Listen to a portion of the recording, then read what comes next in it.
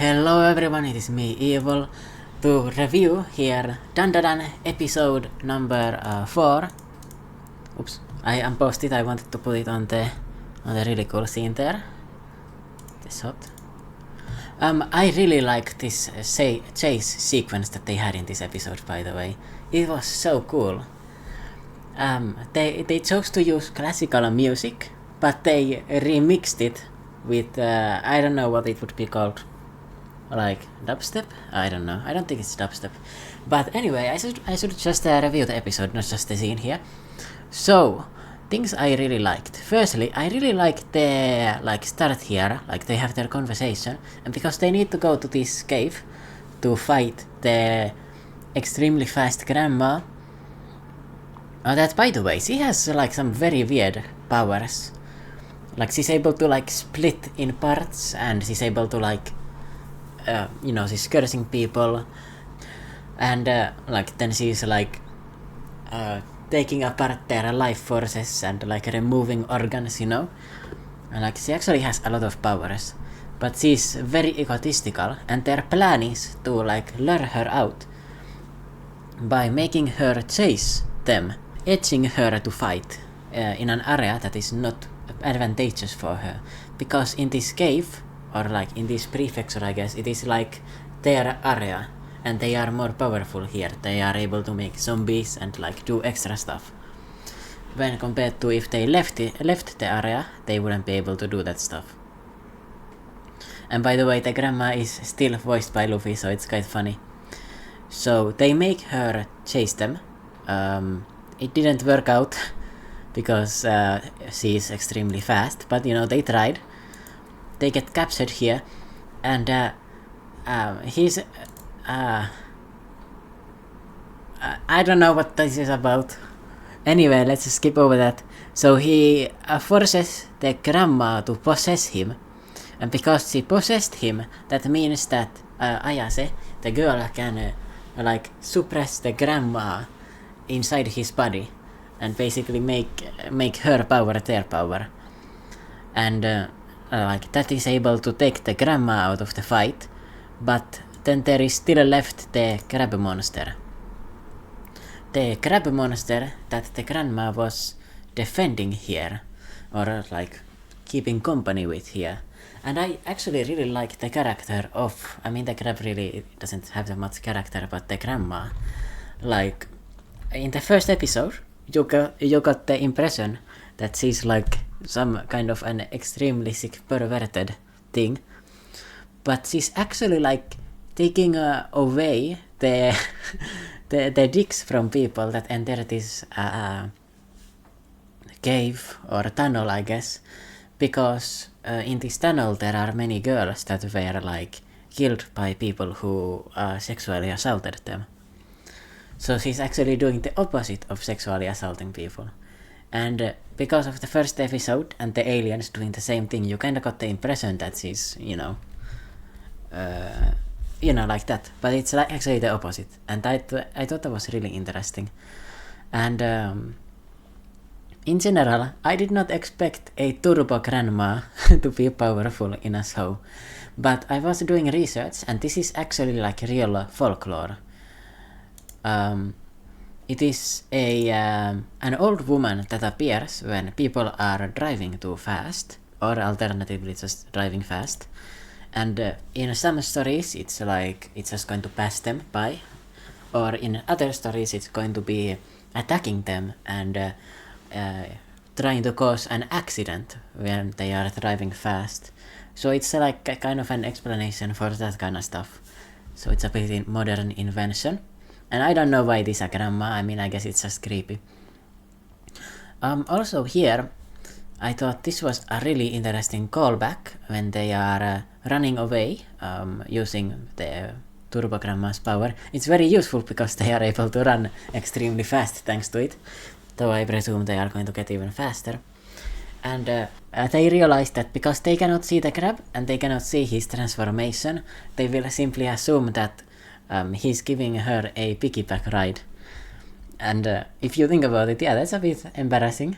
If you, normal people are just not going to see anything. And that's an interesting callback, because sometimes when you have stories with this kind of stuff, like, they kind of forget that these monsters are invisible, and they don't really mention that part that much.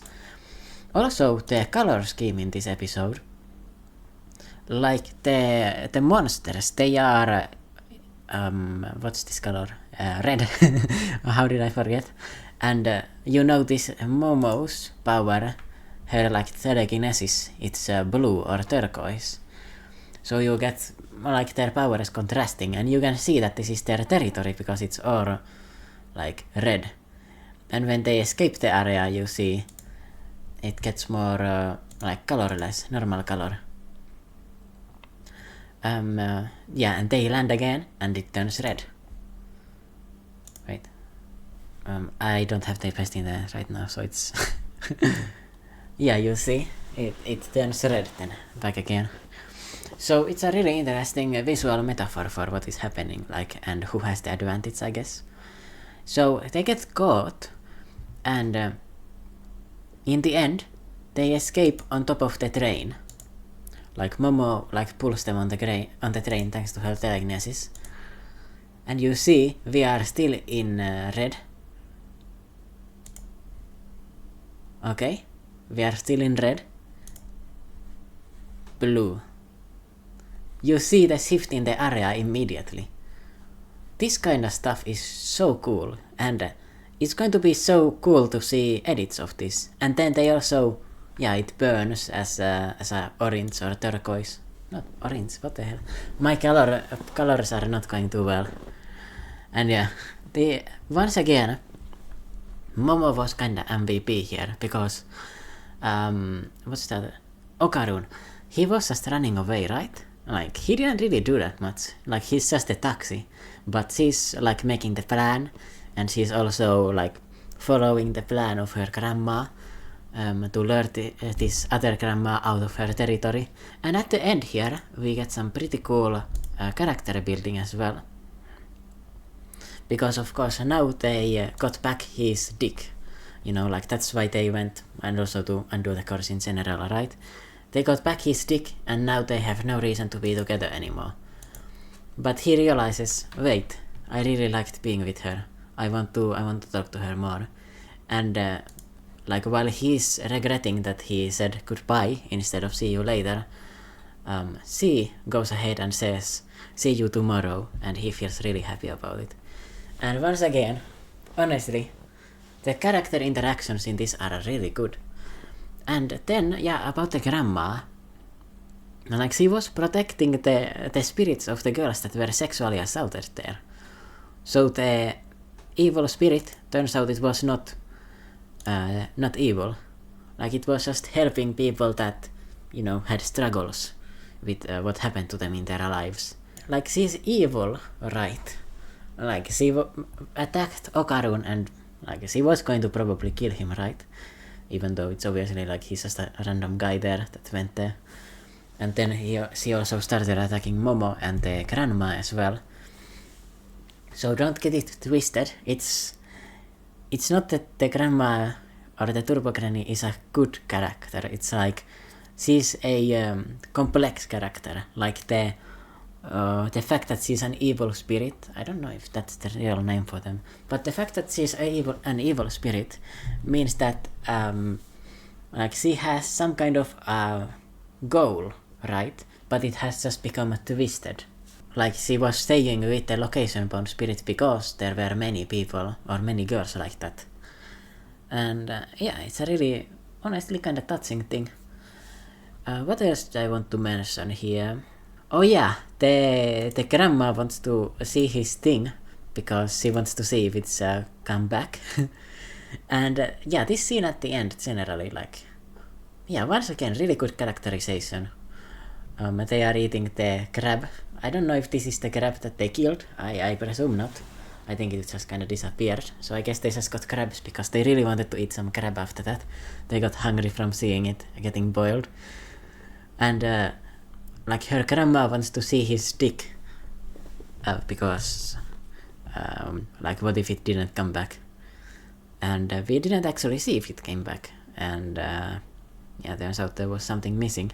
as we find out in the next episode, because I saw that.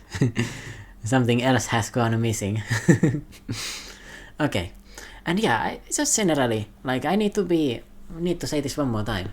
I'm really impressed with Momo Ayase, the female lead. She's the best female character in Shonen I've seen. And like, what is her competition? There's, Noelle from Black Clover, but she's just basically a tsundere. And, she's an extreme tsundere. She's very one-dimensional. So, I don't know if that's a good example. Then there's Nami. Nami is usually kinda useless. She's just kind of, like, doing the thinking. There's Nobara from Jujutsu Kaisen. And Nobara kinda doesn't get the spotlight. And she's not that likable either. She's okay. So, Maki. Maki is the best competition, I think, from JJK as well. I think Maki is my previous favorite female character. But I think Momo is going to be my favorite one from this point. I thought it was a pretty good one. Bye bye everyone and see you next time.